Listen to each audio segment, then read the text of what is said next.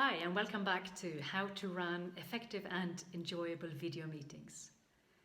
By now you know how to prepare and how to look and sound good on video. So today we'll discuss how you can be a great host and to make the meeting enjoyable and engaging. I'm Maria Wilhelmsson at Vox Impact, your coach in executive presence, voice and public speaking.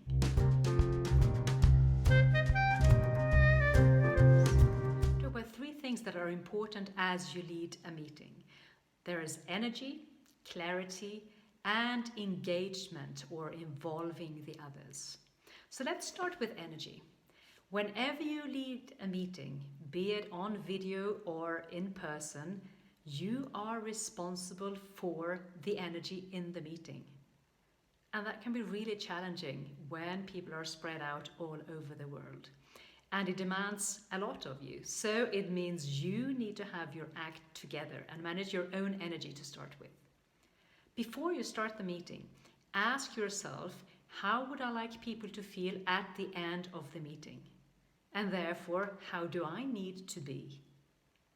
And if you notice that you are very low on energy or in a different state of mind, get up, move about, see if you can shake it out to get yourself in a better state. Once you're in the meeting, you can build positive energy by doing a social check-in. You can ask every participant to share what was the most challenging thing or the most enjoyable thing for them this week. That way people get to share something that is personal, everyone gets to speak, and it's something similar to a chat around the coffee machine, as good as it gets on video. So that was energy. Let's look at clarity.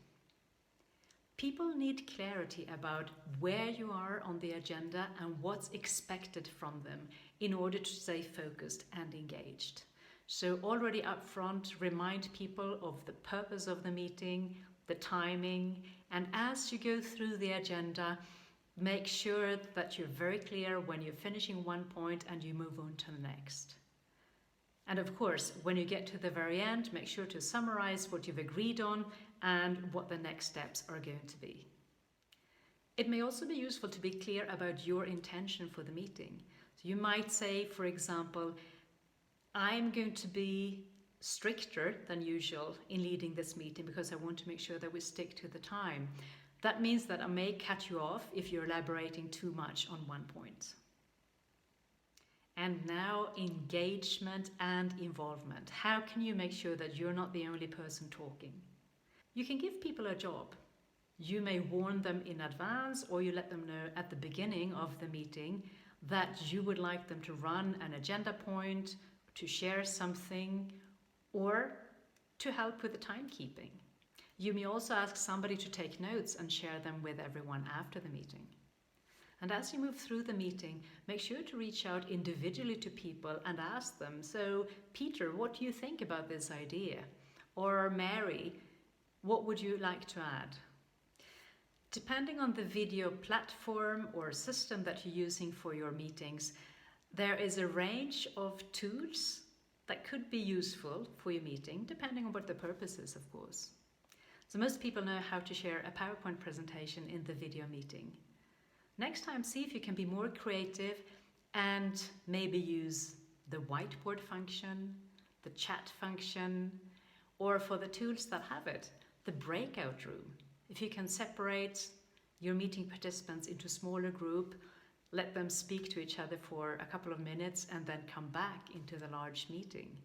That would create a very different dynamic and definitely involve everyone. And last but not least, when you reach the end of the meeting, ask your participants, how can we make our next video meeting even more effective, engaging, and enjoyable? They may have ideas that you had not thought of. So in summary, to be a great host of the meeting, manage the energy, provide clarity, and engage and involve people. I hope that you've enjoyed these 3 videos, that you will try some of these ideas out, and above all, that your future video meetings will be a lot more effective and enjoyable for everyone.